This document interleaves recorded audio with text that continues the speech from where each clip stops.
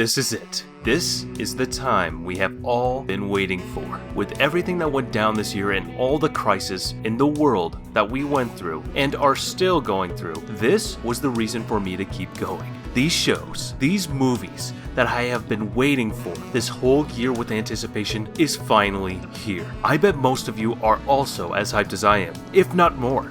These shows made a great impression with the fans when they were released, and even some of these shows had no plans for a second installment. It was all thanks to you, the fans, that these shows are either back from hiatus or renewed for a second season. That is why for today we will be talking about the top 10 most anticipated anime of 2022. Before anything, these are numbers, not ranks. They are equal in importance, and I didn't rank any of these shows within the list. With that out of the way, I would just like you guys to comment, like, and subscribe to this video, as it will help me greatly and it will keep you updated with all our new videos and projects. And trust me, there's a lot of them on the way. And with that, let's get right on into it. Starting at number 10 is My Hero Academia Season 6. This anime has become a seasonal staple of the anime community over the years since the day it was released. I mean, really, you guys, who would have thought that it would gain such a popularity easily and this quickly? One moment we were enjoying Season 1, the second we are already here at Season 6? This series has accumulated over the years such a huge fan base and solidified its position in shonen becoming a franchise all on its own. And finally, Season 6 is here.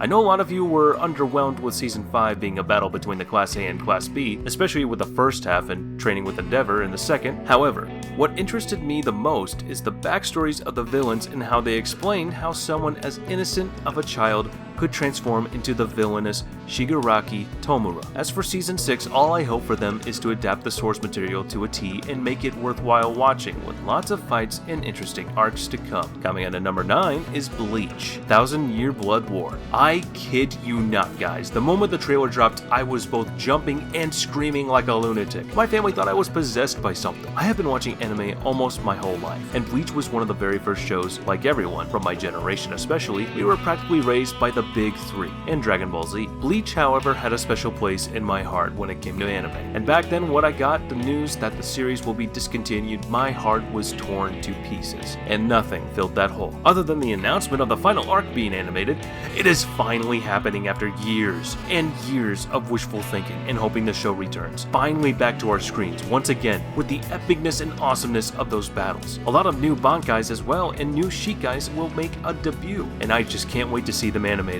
Coming in number 8 is Welcome to Demon School, Iruma-kun, Season 3. After the way Season 2 ended on a cliffhanger, a lot of manga and anime fans as well became concerned about the future of the show and whether it was going to receive another installation or not. However, I bet the moment the announcements for a Season 3 were released, the fans were finally able to breathe a sigh of relief knowing that this won't be the end of the misadventures of Iruma, Clara, and Alice. This time, however, the entirety of the class are up against a hard challenge and they all need to pass it or none will. Honestly, I haven't checked the manga since I don't want to spoil it for myself, but from the information I have gathered, this arc is gonna be the equivalent of the Pain arc for Naruto. All about the action, character development, and gaining new powers and skills. Coming in at number 7 is The Eminence in Shadow. Yet another isekai novel is animated and the isekai trend carries on. They all start the same, of course, with the death at the hands of our omniversal beloved Truck-kun and being reincarnated in another world. Just a note to piss you off, guys, Truck-kun solos Saitama.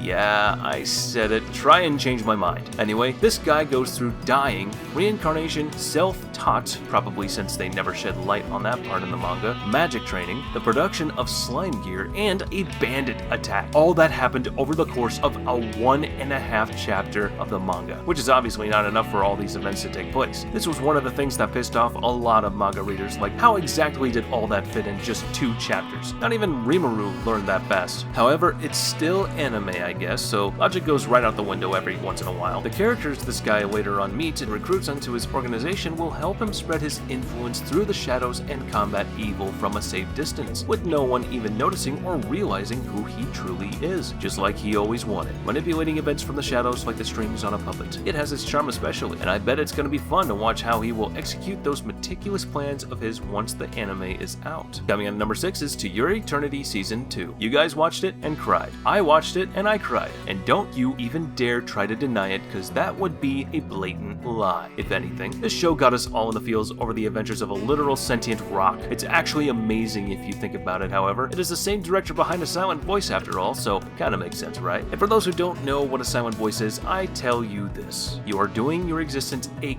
crime if you haven't watched this movie yet, so you're better off to go and watch it. The adventures of Fushi took him far and wide in this world, and he met many people along his way that molded him into the man he is now. He carries their memories with him and lives on respecting their legacy and how their encounters changed him forever. However, over the course of the show, they did us dirty with lots of events that took place, but the dirtiest move they pulled on us was the ending scene of Season 1, with the post-time skip Fushi decimating his enemy and popping it like a freaking pimple. Mind you, this was the same enemy he suffered against halfway mid the series. Like, how much of an asshole does the creators need to be to end it with such a scene and such a cliffhanger? Of course, after such a scene, we would be asking for more, and the cancellation of the show would have broken many people. Fortunately enough, we get a Season 2, and if things go well this time around too, we will also be getting a Season 3, which I hope to happen as well. I better stock up on the tissues. I'm guaranteed to cry a bit. Coming in at number 5 is Tensura. That time I got reincarnated as a slime, the movie. This movie is only backed up with a 1-minute and 30-second give or take trailer,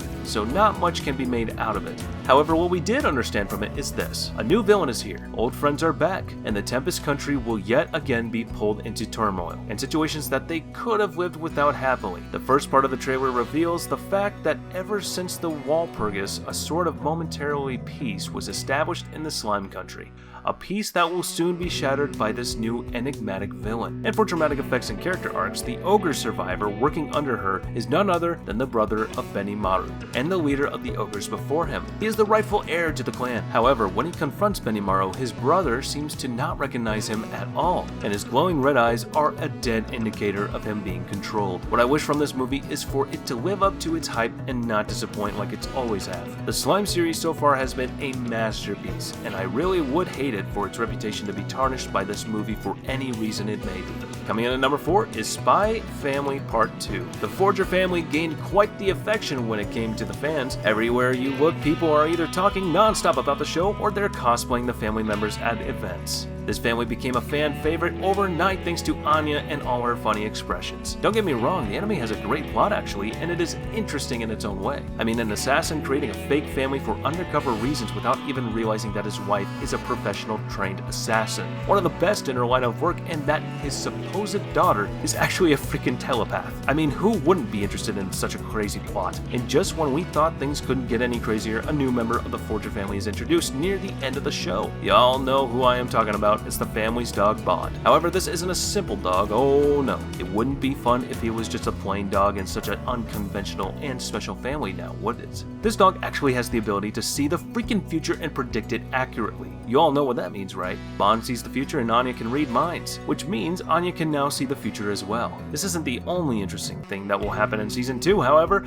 A new agent will be introduced, and let's just say her feelings aren't so professional towards Lloyd, and Yor doesn't like that one bit. Coming in at number 3 is Mob Psycho 100 Season 3. The son of Saitama is back for a third installation, and it seems that this time things are gonna be even crazier and wilder than before. Watching Season 1 and 2, I learned one thing from this show. Okay, 2 things I guess, but the first being that Reagan is the best con artist in anime, and the second being that this show just keeps pushing forward to extents no other anime dares to go with the animations and fight scenes. Like seriously, the fight scenes in the show are out of this world, especially when Mob loses it completely. If you're the one that pissed him off, not a single thing will stop him from eating you, chewing you, and then spitting you out like bubblegum. Coming in at number 2 is Suzume's Door Locking. The film is about Suzume, a 17-year-old girl who lives in a quiet town in the Kyushu region of southwestern Japan. The story begins when Suzume meets a young man looking for a door. The two travel together and find an old door at an abandoned house in the mountains, as if pulled by something. Suzume reaches out her hand towards the door and is pulled in. Doors of disaster begin to appear across Japan, which started a series of unfortunate events. The film is a journey through Japan as Suzume needs to close and lock the doors of disaster one by one to stop the disasters, as well as an adventure and battle in the modern world in search of a girl's maturity and freedom. And coming in at number 1 goes to Chainsaw Man. Did you guys really think that I would just talk about all those anticipated anime and leave this one out? As the saying goes, keep the best for last. The manga of this show is one of the most popular ever manga out there, and it's all for good reasons too. The manga is brutal and unforgiving and downright